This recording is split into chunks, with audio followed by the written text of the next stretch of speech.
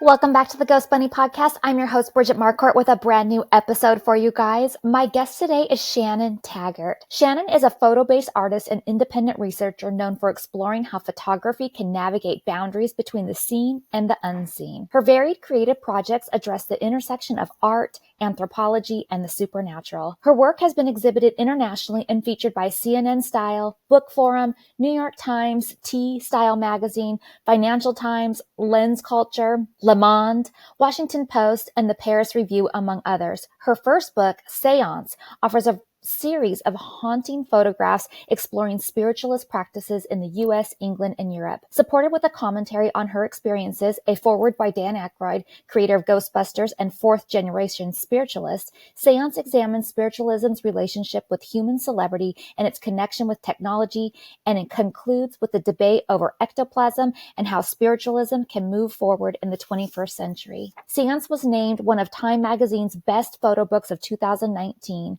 and she has spoken at venues including the Yale School of Art, the Gallery of Everything, and the Walker Art Center. She hosts an annual summer symposium in Lilydale, New York, and is currently working on an illustrated book about the Society for Research on Rapport and Telekinesis, Sorat, one of the strangest cases in the history of parapsychology. Shannon became aware of spiritualism as a teenager when her cousin received a message from a medium that revealed details about her grandfather's death. In 2001, while working as a photojournalist, she began photographing where the message was received in Lilydale, New York, home to the world's largest spiritual community. Taggert expected to spend one summer figuring out the tricks of the spiritualist trade. Instead, spiritualism's mysterious processes, earnest practitioners, and neglected photographic history became an inspiration. Her project evolved into an 18-year journey that has taken her around the world in search of ectoplasm, the elusive substance that is said to be both spiritual and material. And I can't wait to talk to Shannon today. Shannon, thank you so much for doing the show today. Thanks for having me. I'm excited to be here. Me too. I'm excited to have you. I was looking because I had you on my old podcast before, and I was looking, how long ago was that? And when did we do that? It was February of 2020. Oh, wow. So yeah, a while ago. Yeah. And I don't even think that we were recording with video back then. We did eventually record video. We never used it for anything, but we did eventually record with video. But at the beginning, we weren't. And that was way back at the beginning. Wow. So, well, it's good to be back. Yes. A lot has changed since then. I'm excited to hear all about it. I want to start with, I know you just had your annual symposium at Lilydale. Tell me about that. How did that go? And then I have some questions for you about it. It went really well. So my book began in Lilydale, New York. And when I first started, I didn't know anything about Lilydale, which is the home to spiritualism, and mediums live there. And I didn't realize that it was a whole religion. And I became really fascinated by everything, and I wanted to learn everything I could about spiritualism. And then eventually I wanted to bring people to Lilydale so they could experience themselves. So I created this symposium that is kind of about talking about the strange or the anomalous or the paranormal, but in Lilydale. So it gives people an event to come to, like, oh, I've always wanted to go to Lilydale. Oh, and I want to hear about this great scholarship about the paranormal. Or I invite authors and artists or people who deal with these topics to come and give talks. And then people can experience Lilydale as well. And, Lilydale has message services throughout the day and free healing sessions. They have a healing temple. There's a fairy trail. There's a lot of beautiful nature there. So, it's kind of an excuse to get people to my favorite place. Definitely. Oh, that just gave me an idea. Like, that made me feel like I want to collaborate with them and like put together like some people that I've had on the podcast to do a thing. I wonder how well, I could talk to you about all that afterwards, but wouldn't that be fun to do like a day or a weekend or something and collaborate with Lilydale and like a lot of the guests that I've had on the show that have like such great information that could share with so many people? Yeah, definitely. They have this really large Victorian auditorium that was built in the 1880s in the center of town, and it seats up to 400 people. So, it's a big welcoming place, and historically it's been a place for people to exchange ideas and talk about spirits and spirit world and paranormal and all other things. But not only that, historically, it's been a very open place for women to speak before they were even allowed to speak in a public forum like that. Yes, yes. Spiritualism was deeply tied to the women's rights movement, and like Susan B. Anthony used to go and speak in Lilydale because in those days it wasn't technically illegal, but it was dangerous for women to speak in public. They weren't, they weren't welcomed on stages. And spiritualism believed in women's rights and was deeply tied to all the early politics related to women's rights. So I feel like that's kind of a cool place to, because I'm always talking about how we need more women in paranormal, not that they aren't in paranormal, but represented in paranormal, and trying to get different people on whose voices aren't necessarily heard as much as others and things like that. So I feel like Lilydale's roots kind of go back to like some of the things that I'm trying to do too on this podcast. So I just think it's a cool tie-in. Yeah. So, okay, I want to talk about some of the things that you included in your symposium, because I saw that you did a fun spoon-bending party. I did. Okay, did it work for most people? Because I can't do it.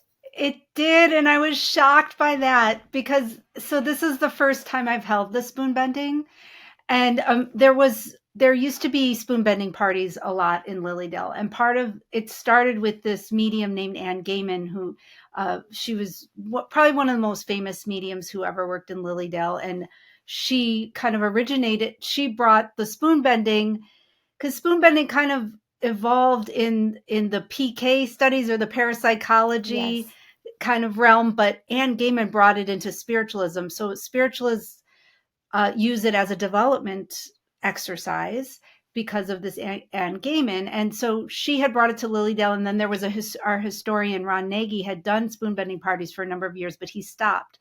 So this was my attempt to bring it back, and I wasn't sure what was going to happen, but people did bend spoons. That's amazing. We tried several techniques. So that's part of, and some techniques worked for some people and other techniques worked for other. I think we tried 3 different ways, but many people bent spoons, and we even had a super bender in the mix.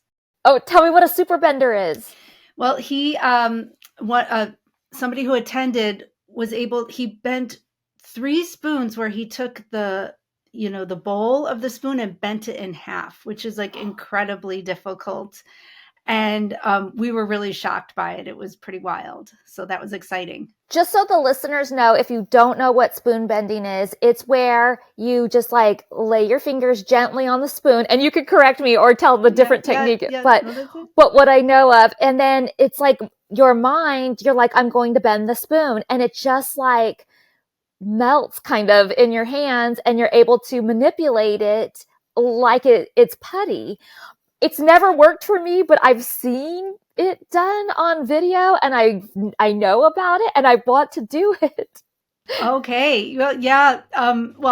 Maybe next time you can join us, or sometimes they do. There's a medium there named Willow White who sometimes does exercises online too. She does classes, but you're supposed to connect with the spoon and then hold it, and when it feels ready, it's kind of like this, something that you sense, and then somehow the metal becomes soft, and it's really wild. And I was just really surprised that so many people were able to bend the spoons. It's about group energy and creating an emotional experience, and having this metaphor for how the mind can affect reality. And so it's just like a really cool experiment. That was the next thing I was going to ask you. If you think that the group setting and having all of that energy towards it helps, rather than me sitting in my room going, bend, bend, bend, bend. Yeah. One of the researchers who popularized spoon bending in the 80s is a man named Jack Houck. And you can actually find videos of him and his writings about spoon bending. But he was the one who created the PK party, because he realized, if it had this emotional event attached to it, it's much easier to have a PK experience, or, to bend a spoon. Yeah, well, because it's exciting. And then there's that energy when you see it happen, and then it builds. Yeah, yeah. So, and I think it's contagious too, because when people were seeing other people could do it, and also Jack Howe talks about like how you have to show examples to people so they can see other bent spoons. So we did that in the beginning, and I mean, I got pictures. I mean, it was wild how many bent spoons we had. That's amazing. How many people are in a workshop like that or in a party like that? I think we had about 40 for that. Okay, so it's Yeah, big. yeah, Yeah, yeah. It was that's cool. exciting. Okay, and I was looking at some of the other things that they were talking about. Gef the Talking Mongoose. I do not know about Gef. Yes. Oh gosh, this is one of my favorite all-time paranormal stories. So Gef the Talking Oh, it's Mongoose was Jeff. Jeff, yeah. It's spelled G Gef, so I was like G-E-F. Gef. Gef. So so there's a book about it by the author Christopher Joseph. There was recently also a movie, and I'm forgetting the exact name of it, but it was a recent movie came out about the story, but it was kind of fictionalized. But it's about a talking mongoose who was on the Isle of Man off the coast of England in the 1930s, and he lived with a family, and it's a very strange story. And so the author that I invited to speak about it, Christopher Joseph, he thought he was working in the Senate House Library in London, where all the archives are kept, where the Harry Price archives are kept. And Harry Price was a famous ghost busting investigator who investigated Gef.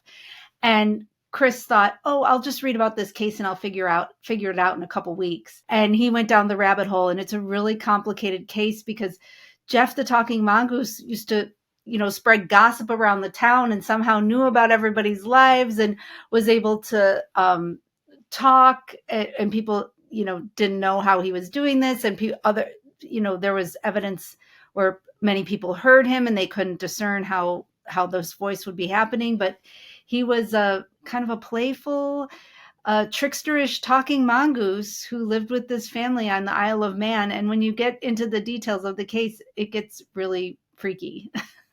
That blows my mind. Like, I can't Yeah. even imagine. Like, even for me, who I love to believe in like so many things, even me, I'm like, wait a minute here. How is this possible? Yeah, I mean, it was like he was a ghost, or he would say he was a ghost. And, he would sometimes, there are photographs that claim to be of Gef, but they're very hard to picture. He's kind of out of focus in a lot of these pictures, but there's a lot of evidence that people couldn't explain away about Gef the Talking Mongoose. So it's Yeah. just one of my favorite weird stories. Yeah. You had somebody come up and talk about the Crettona colony. Yeah, yeah, in Los Angeles, which is the Theosophical Society, I'm glad you said archi- that word because I was like, I don't want to say it. Theosophical, yes, which is kind of spurred from the movement of spiritualism. But one of the most interesting things about that talk was Amy Sloniker, who did the talk, was talking about these female architects who used theosophical theories to make the plans for buildings, and it was rare to be a female architect, in the early 1900s. And so there's examples of the I think Marie Russert is one of the architects she cited, still in Los Angeles. And it's this very unusual architecture that exists because it was inspired by the Theosophical Society. Yeah, Holly and I went to one of the buildings. It was kind of Oh, late at night and we were just sort of messing around, like just kind of probably trespassing, but it's apartment complexes now. But we just walked yes, through and there's a yes. courtyard and like a Hmm. pond with like a little waterfall. It was like amazing and really cute. But we were just checking it out because it was one of their original architecture, one of their original buildings there. Yeah, and I think there's a dome structure too, and a lot of these buildings have been recently deemed historical sites, so they're going to be saved and kept, and they won't be able to be torn down. Yeah, that's great, especially for LA, which loves to tear down all its history Yeah. all the time. The next one that I thought was so fascinating, and I'm sorry I missed it, is how to build a haunted house.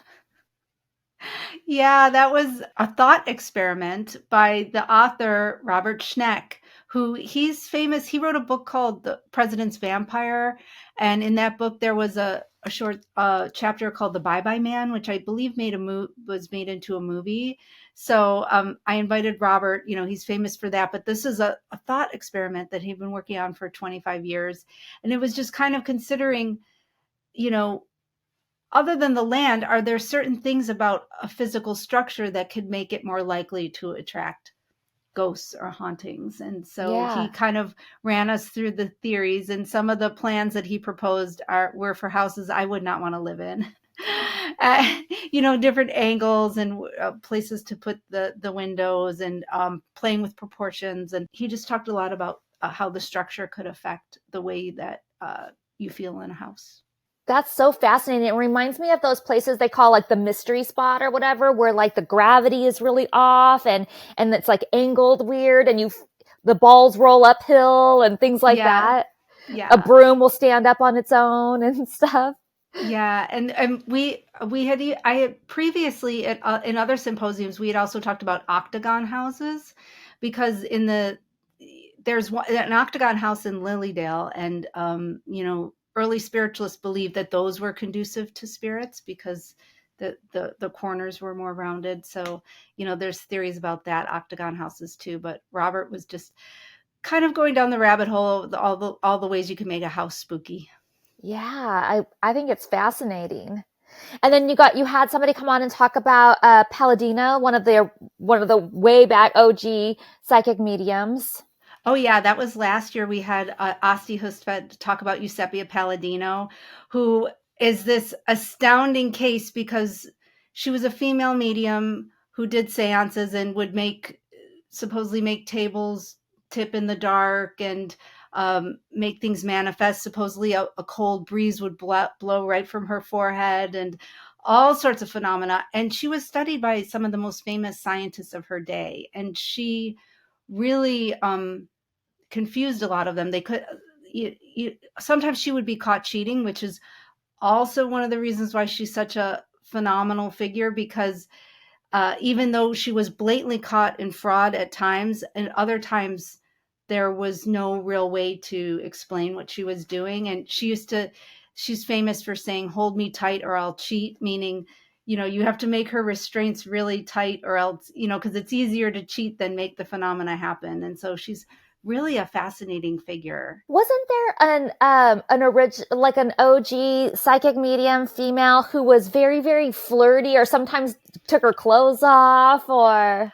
Yeah. I've also hosted a talk about Marjorie the Medium. Oh, it was Marjorie. I was going to guess that it was Marjorie, but I wasn't sure. She was known as the Witch of Lime Street. And we had Marjorie's great granddaughter, Anna, talk about Marjorie. And so we got to hear all the scandalous stories, but then Anna kind of also explained her normal side and kind of filled in her bio as like a human being rather than just this performing medium who was fascinated a lot of stage magicians, including Houdini. But the Marjorie story is truly astounding as well. Yeah. I remember reading about her and I'm like, she's fascinating. She was. And then you were talking about the history of spirit communication tools, which I think is so cool and everything. And I just think it's so interesting how we've evolved from then. I mean, I know there was trumpets and things like that. And now we have all these like EMF gadgets and the XLS camera and the like all these things, the dead bell, and it goes on and on. Boo Buddy and Yeah, no, that talk was by Brandon Hodge, who has one of the largest Ouija collections or planchettes. He collects planchettes. Oh, just the planchette? I think he has Ouija boards too, but he's his main collection is on the planchettes and talking. Any kind of device that was used to like talking to spirits. And he has a lot of really rare historical pieces. And he's also working on a book that should be out next year, like a massive book. That's interesting. And then you guys talked about remote viewing.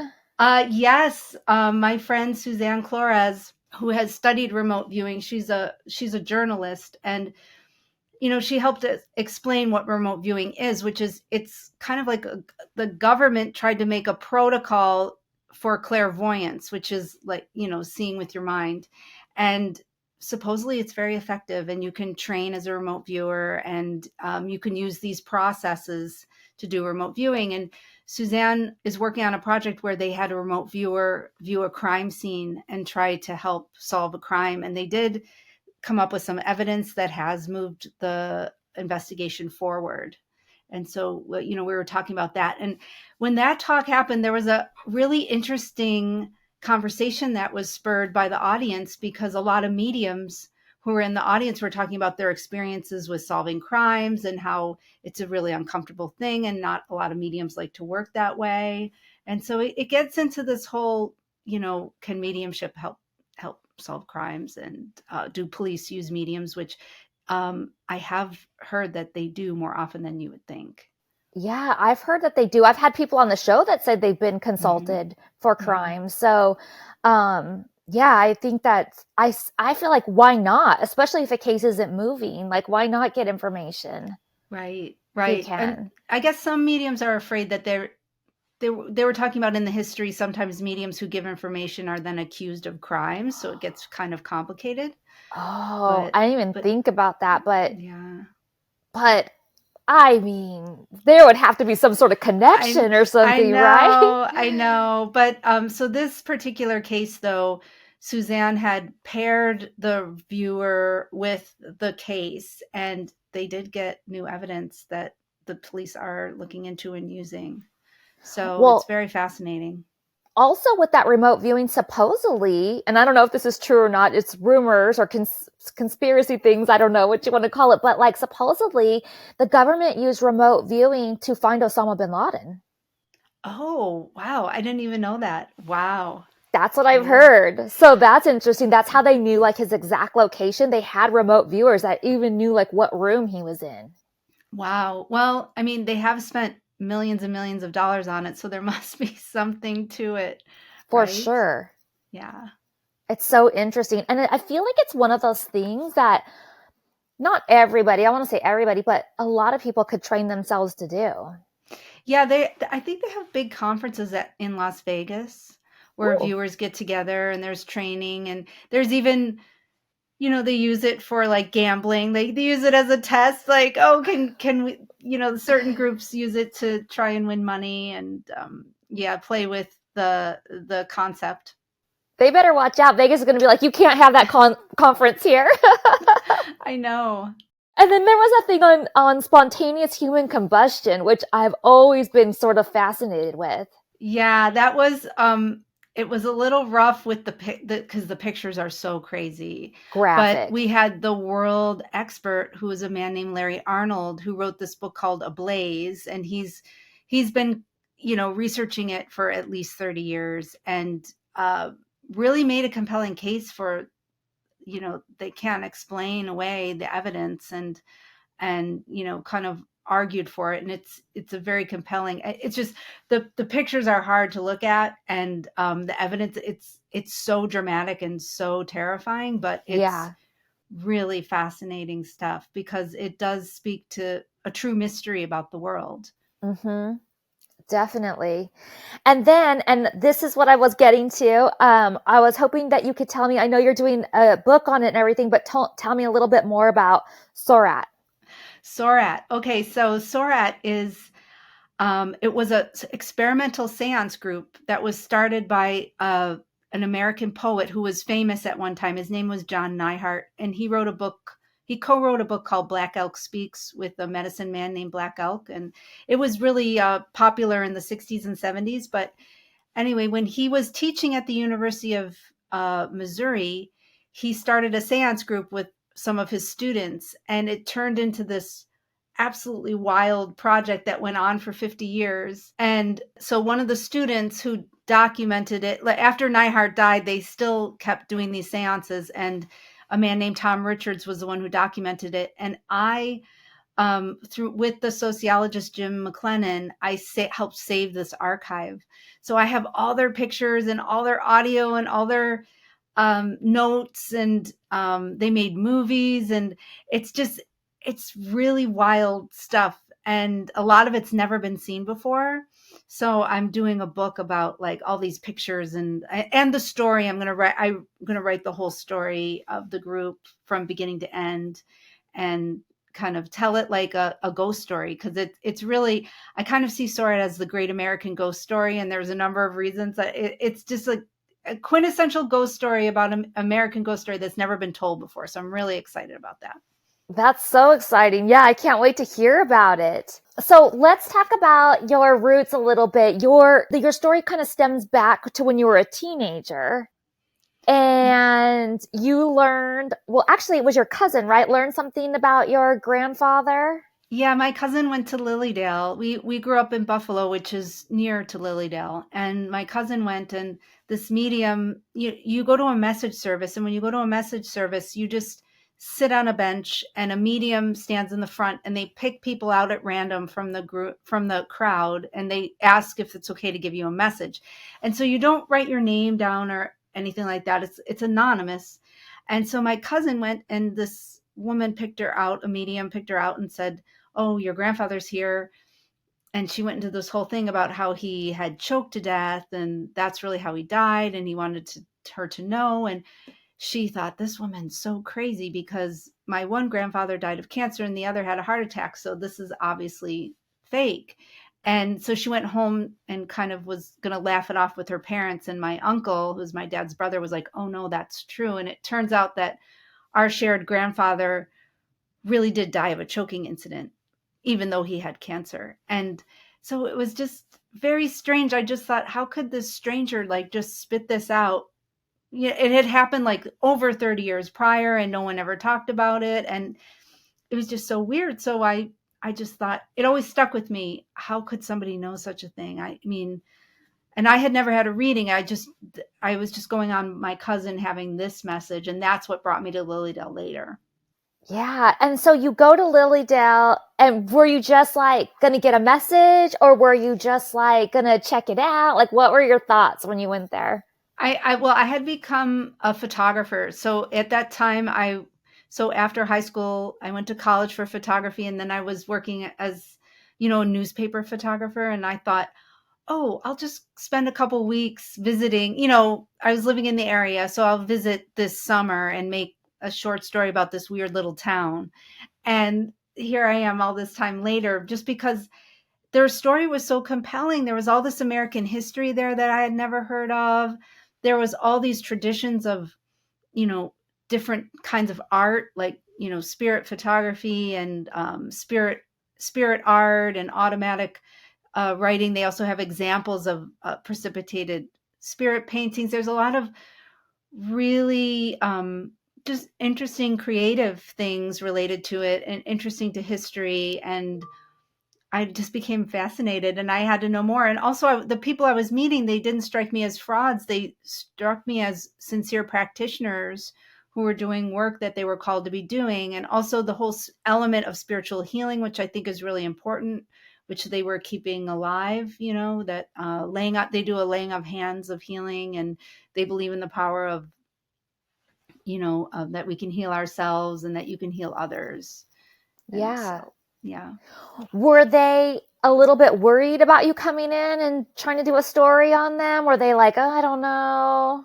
I was so, I took my time, and I think because I was a local person, I was from the area, and also because I was so genuinely curious, everyone just Yeah. really welcomed me in.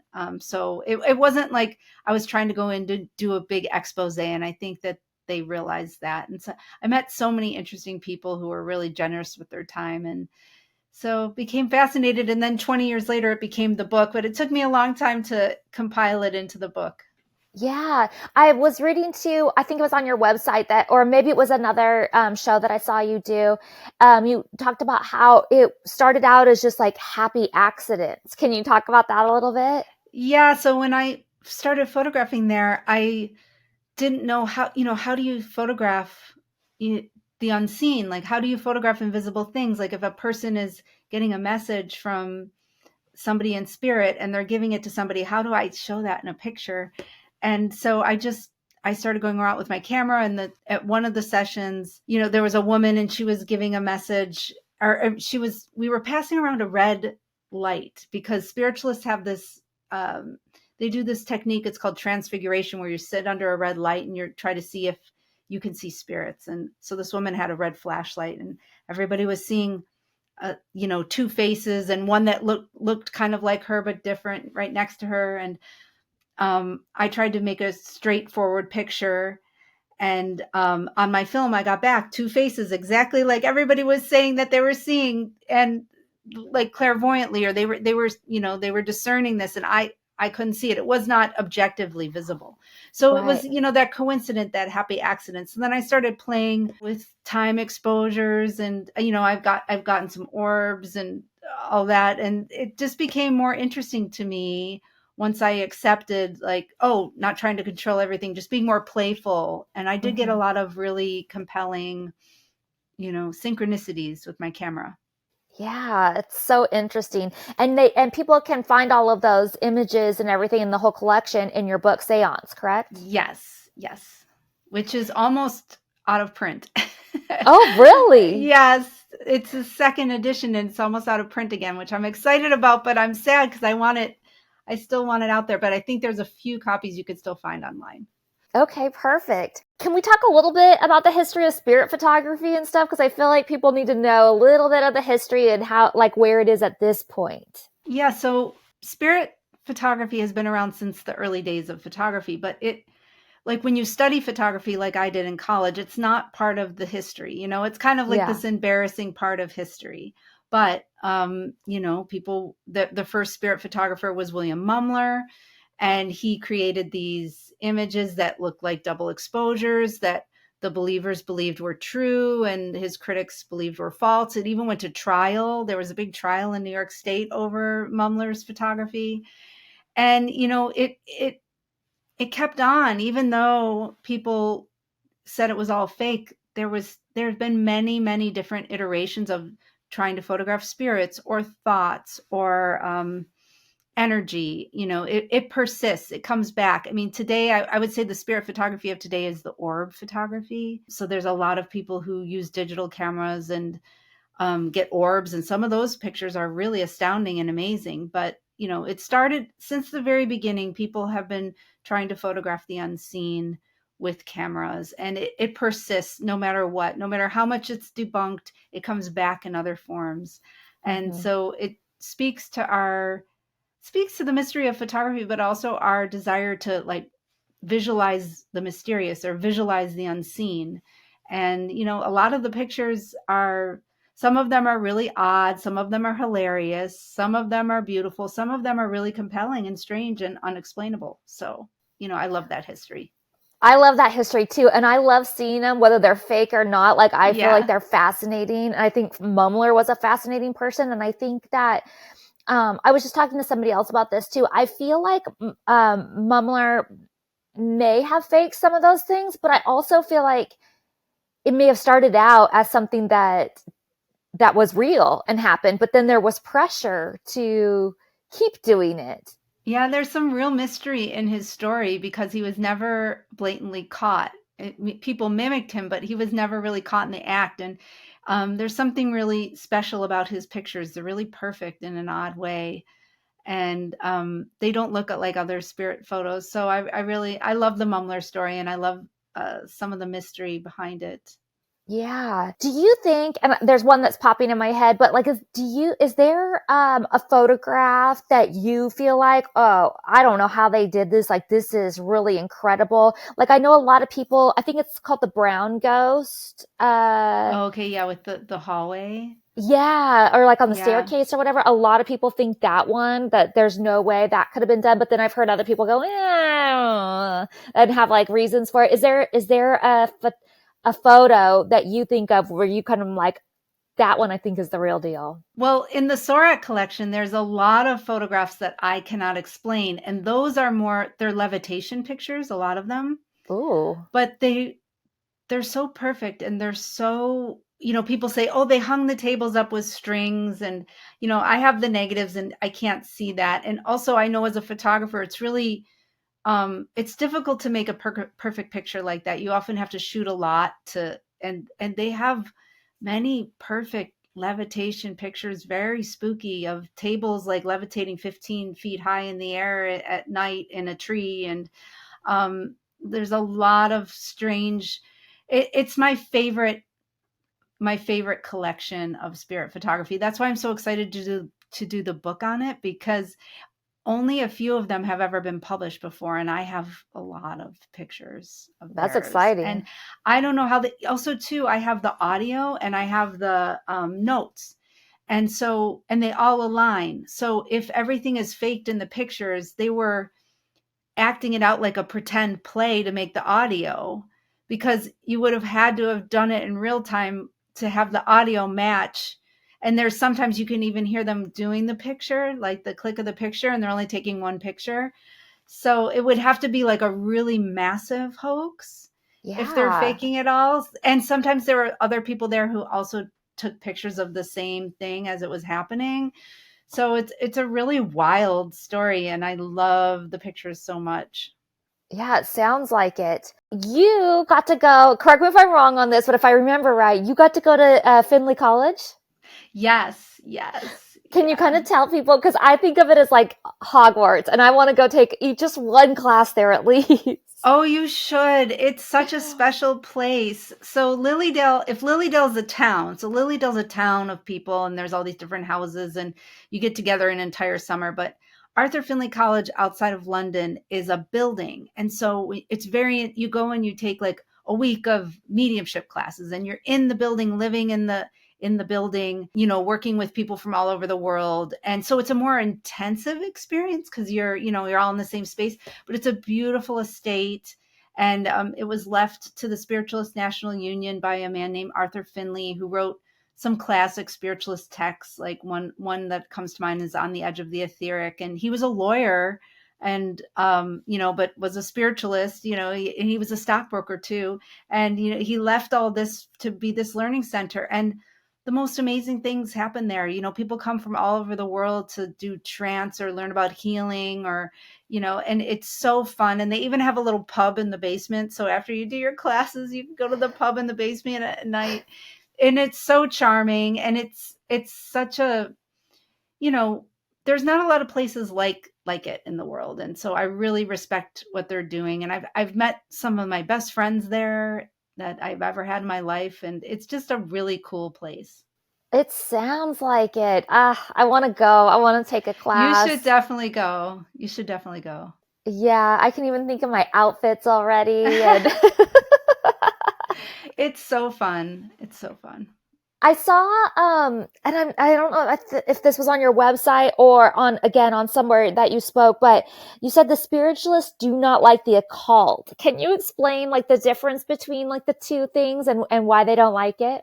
Yeah. So I guess it's confusing, because I know a lot of people will say, well, talking to the dead is occult, right? But the spiritualists kind of see it as natural law, that it's just like a natural thing that, we can all do, that, everybody has the ability to talk to their dead relatives or, tune in to their ancestors. In paganism or like occult ritual, often you're doing a ceremony because you're asking spirits to do something for you in the material world. And spiritualists don't do that. They're just bridging this connection between the worlds to bring forth guidance and healing. So, like, for example, if you went to see a medium and you said, I have to talk to this person, they would likely say, I don't just call spirits. What I do is I open the connection. Whatever is going to come through for you will come through for you. It's not. So that's also too, when people use the term necromancy, it's technically not, because when you do necromancy, you're calling somebody and asking them to come and talk to you. Where spiritualists are just kind of facilitating the bridge between this world and the next. And it's more of a passive action, I guess, where it's and a lot of the mediums are called to the work, like, the spirits are talking to them because they want messages through. It's not the other way around, where, in ritual, sometimes they'll call specific spirits and they'll say, I want this to happen in the world. Can you help me with this? If that makes sense. So Yeah. they really distinguish the difference between magic and seances.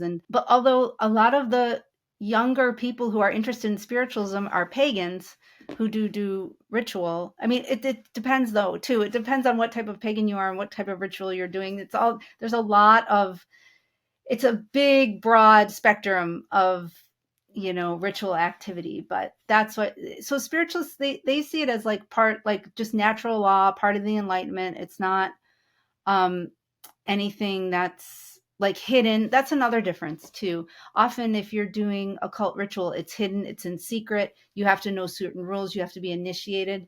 In spiritualism, everything is pretty much like out, like public, and nothing's, obviously circles are private, but what they're doing is not hidden. And a lot of times they treat it in spiritualism, they almost also treat it as like a scientific experiment.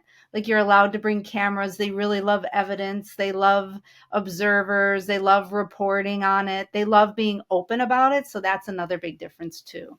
Would you say that you have developed any psychic medium skills?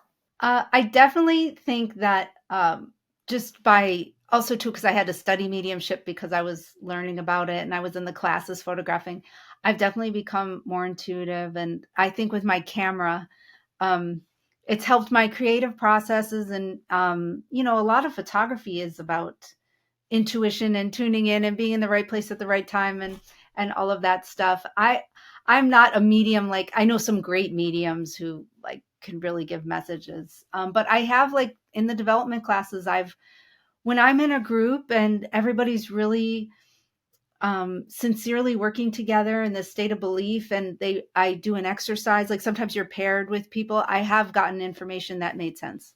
But I don't do it.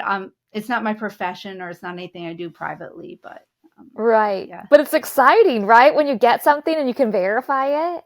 Yeah. And actually at Arthur Finley College, in they paired me with a woman, and I apologized to her because I said, I'm really a beginner, so I'll try, but I'll see what I get. And I was seeing like a wax stamp, and I saw this wax stamp being stamped, and I said, I'm getting this wax stamp. And she's like, oh my gosh, well, I am the only one in my country who owns a wax stamp company. Like I forget what country she was from. She's like, go on. And she's like, I teach mediumship, and you're doing really well. So she kind of walked me through, but it ended up turning into this message from her grandfather that she accepted, and like she helped walk me through it a little bit though, but I was shocked by that. Wax stamp is so specific and unique. Yeah, like how can you just pull that? She owned a company that the only company that made these like wax stamps for envelopes. Yeah, that's interesting. Wow. Okay, let's talk a little bit about ectoplasm. First, tell everybody listening like what that is, and then have you seen it? Yes. So ectoplasm is I had first heard of it in Ghostbusters. Right. That's what I almost started it. Everybody knows about it from Ghostbusters, but what is it really?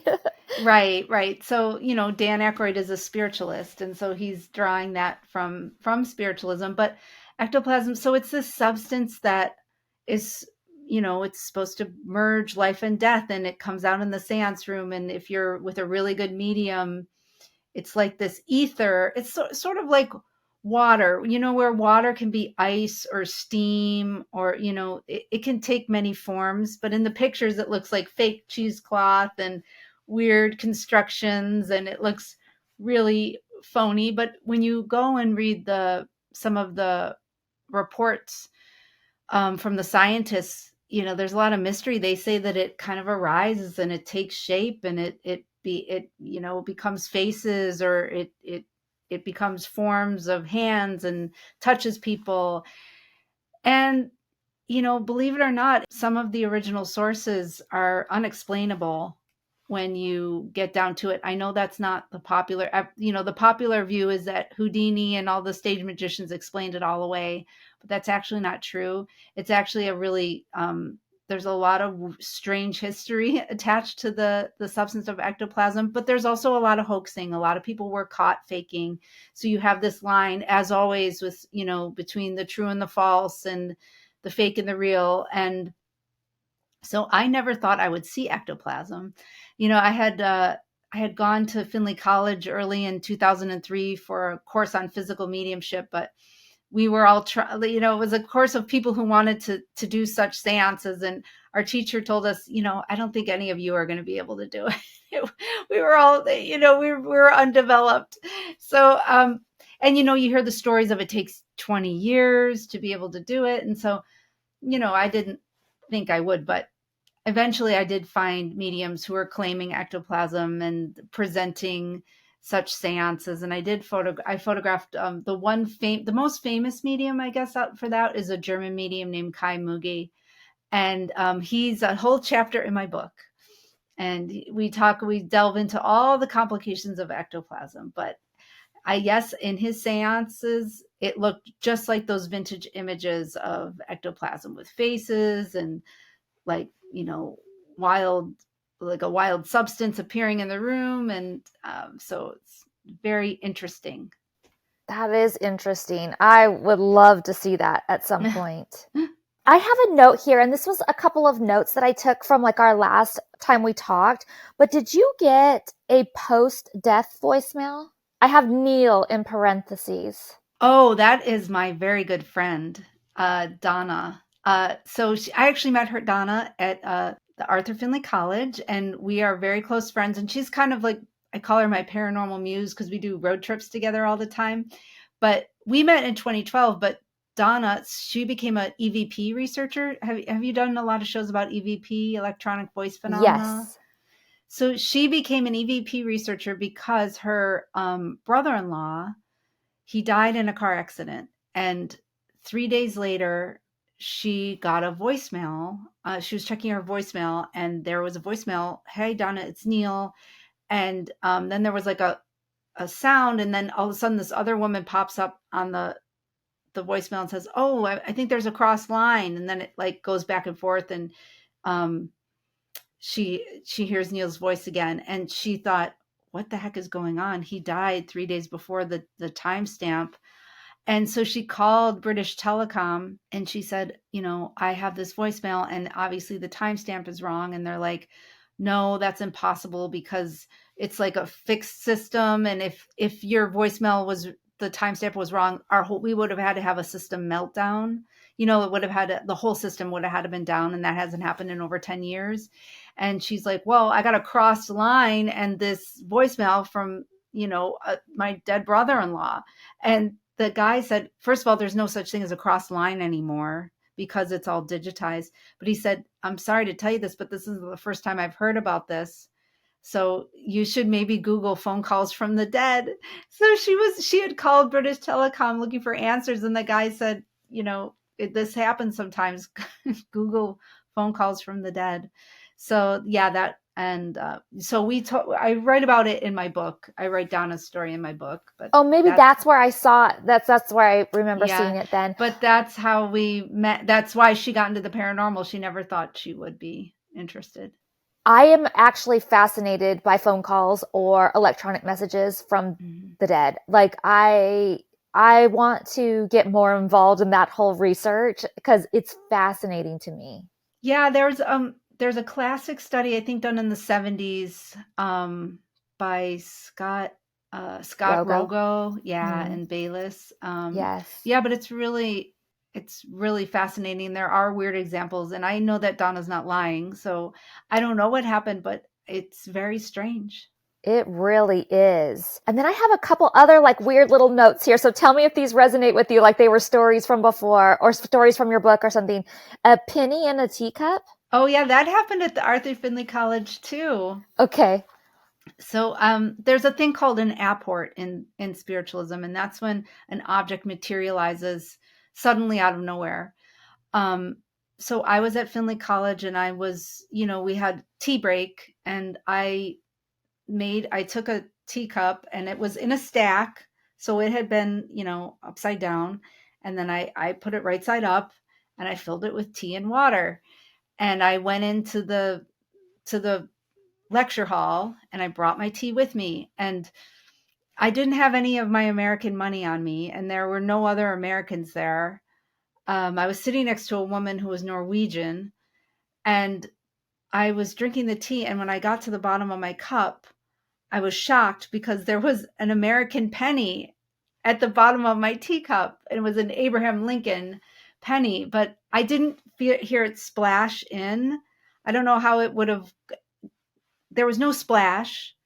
There was no, I had made the tea myself, and had taken the cup from upside down, so there was nothing in it, and nobody around me was American, so I don't know how I got that penny in my teacup, but it was really shocking. And a lot of people say, oh, it's because Abraham Lincoln was a spiritualist.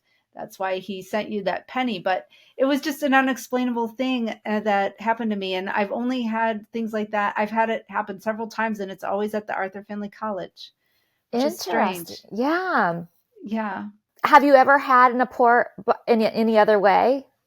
Yeah. Also at the Arthur Findlay College, I was in, this is my first visit there, I was in, one of the rooms that I was sharing with a friend, and I had a Sharpie marker. I was taking notes I was shooting film at the time. And so I was writing notes about what was on the film with this Sharpie. And I had the Sharpie, and then I turned and I looked and it was gone. And my friend was across the room, and I said, did you just take my Sharpie? And she said, no, I couldn't. And there was a bed between us, so I wouldn't have known how she had done it anyway. And I said, no, seriously, I just had it was right here. And she said, well, ask for it back. And I thought that was so crazy. I thought that was the craziest thing I'd ever heard, to ask for it back. And so just as a joke, I rolled my eyes and I went, okay, can I have it back? And I looked down, and it was sticking straight out of my camera bag. Like as soon as when I went to look back, and, I didn't do it. And I know she didn't do it because she was across the room. So I don't know how that happened, but it was very strange. And things like that have only rarely ever happened to me, but it was really wild. I don't know how to explain it. I'm open to the fact that it was a hoax. I'm open to, that it didn't really happen. But it felt very otherworldly when it did. I have a short story about a possible apport too that happened to us. We were doing my friend Holly's house is very haunted. Mm-hmm. And so we were doing the seance at her house, and it was with my old producers and stuff, and they came and were setting up ahead of time, and she wasn't even home when they were setting up. She's like, here's the key of the house, just go ahead and set up, do whatever you have to do. And we did the seance that night and everything. And then the next day she calls and she goes, oh, I think your producers left their candles here. And I was like, candles? And she's like, yeah, they put them in my fireplace. There's these candles in there. And I was like, oh, okay, well, I'll let them know. So I call them and I was like, hey, you guys left candles at Holly's house. Let me know if you want them back or if you don't care. And they were like, candles in the fireplace? We didn't put any candles in the fireplace. And so I called her back and I was like, they didn't put candles in your fireplace. And she's like, well, there weren't candles in my fireplace before you guys came, and now there's candles in my fireplace. Weird. So I have no idea where that would have come from. If somebody forgot, or they just didn't ask the right person. Or if they were always there and Holly didn't notice. I don't know. I know. I love it though. It's very, very strange. I love apport stories. Yeah. It just messes with your head though too. You're like, yeah, I know. And there have been times too where you think something happened and then you find the explanation. But anytime I've read really a mysterious one, it always comes with this playful placement feeling, like this very shocking, playful kind of feeling with it. I know what you mean. Yeah, I know exactly what you mean. Okay, I have another one of those weird, where did I get this story? Pillow propped up. Yeah, that was at the Arthur Findlay. That's my other thing. My other Arthur Findlay. So I was staying there. I was in a room by myself, and the cleaners had, I had been in the room since the cleaners, they don't clean at night. And we were doing, you do classes like all day and all night. And so I hadn't been in my room, and I come back to my room and I open the door, and my pillow was in the middle of the bed, like floating, kind of like arched in the middle of the bed on the wall, like just placed in like the weirdest way. And I was totally shocked by it. And I took a picture of it, and that picture is in my book, but I swear I don't know who did that. It looks like a paranormal thing because it's like arced. I don't know why anybody would, it just looks strange. It looks paranormal when you see it. It looks like a moved pillow. Yeah. But I opened my door and it was the first thing I saw. And I would just started laughing because it was so absurd. And so, yeah, those are my 3 things that happened to me at Findlay College with objects: the Sharpie, the pillow, and the penny. I love all that, though. I mean, I think those are great stories. It makes me want to go there even more because even despite the classes, like maybe you'll just have like experiences like that. Yeah. I would Yeah. love. No, it's a great building. Okay, so when I'm going to Lilydale, there's something going on that I didn't even know they allowed to do there. But then when I looked it up, I saw, oh, other people do this. So I guess it is a thing. But we are doing a paranormal investigation. And I didn't even know that Lilydale like allowed those kinds of things there. Oh, wow. Yeah. I didn't either. That must be. So did you arrange it in advance or you're just going to paranormal investigate? No, it's an arranged thing. Oh, wow. Wow. Great. Yeah. Who's hosting it? Or Well, Tawny, Intuitive Tawny is, she's doing workshops during the day and she's hosting an investigation both Friday and Saturday night. Oh, cool. And then, but then I noticed that there's other paranormal investigators that have like weekends there and host paranormal investigations as well. Yeah, it's okay if you propose it. Yeah, so kind of like the summer at Lilydale is sort of like a psychic summer camper. It can be anything related to spiritualism. So they'll do astrology, or like you can even do a tarot class, even though spiritualists say, they don't use tarot. They sell tarot at the gift shop and they also like allow tarot classes. So, there's a lot of overlap. So yeah, often in the summer, anything goes kind of, so you can find all different types of classes. So that's really cool. That's very exciting. Yeah, I'm excited about it because I love that. And I just feel like what a cool place to do that too. Yeah. Yeah. I mean, you'll get a kick out of it in the hotel. There's a sign that says no seances in the lobby. And, it's just like the perfect, supposedly the whole town is haunted. So, you'll be able to pick and choose your spots. And there's a lot of nature too. There's a fairy trail. A lot of people say they see fairy lights on the fairy trail. So you'll have your pick of where to focus. That sounds cool. And then do you do any paranormal investigating? I have. I'm really interested in the way investigators use technology and all the, there's always, I guess now there's a lot of apps. Yes. But, ghost boxes, the analog ghost boxes, I was really interested in those, and the EMF meters. I've photographed it a lot, but I'm always interested in learning how investigators are using the gear.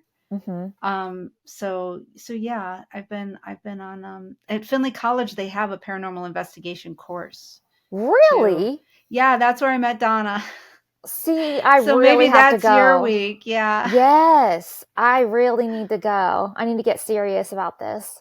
Where did you go investigating? When we were at Findlay College, we investigated. There's like a 12th century church that we went in and we did like an investigation. And also we did parts of, there was like an annex that was part of the building. We did like a lockdown where we did like a before and after and left gear in overnight and stuff like that. But they've done field trips too. Sometimes they take a bus to like a haunted location from Findlay College. So it just depends on the teacher and how they structure it. And what about here, watching people with gear and things like that? What places have you been? In Lilydale, I've done orb photography, and with Donna, she's taught me the digital ghost boxes and stuff. And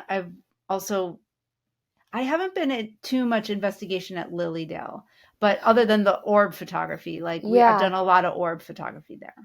Outside of Lilydale, have you gone places? No, I haven't. I've only done it privately, with a group that I know, where, we just do it anywhere. I've never done like a big, though, like where you get tons of people going to a haunted place, but I know that there's a lot of it. Right now I live in Minnesota and I think there's a lot of it here too, where there's groups that go and investigate. Yeah. Do you do it often? Do you do that often? I wouldn't say that I do like big group investigations often, but I'll do it on my own, no matter where I'm going. Like Like, for instance, I was just on a trip to Colorado and I stayed at the Hotel Colorado and went and did like a little investigation and tour on my own. And then we went to the Stanley Hotel. And so I went around and like did a little bit of investigating. I set my equipment up in my room and kind of see like what I get or if anything. When I go to Lilydale, we are also going, after we leave Lilydale, we're going to Wildwood Sanitarium and to the Hinsdale House, which are very haunted and nearby. Oh, I have been to Gettysburg. I've been to Gettysburg.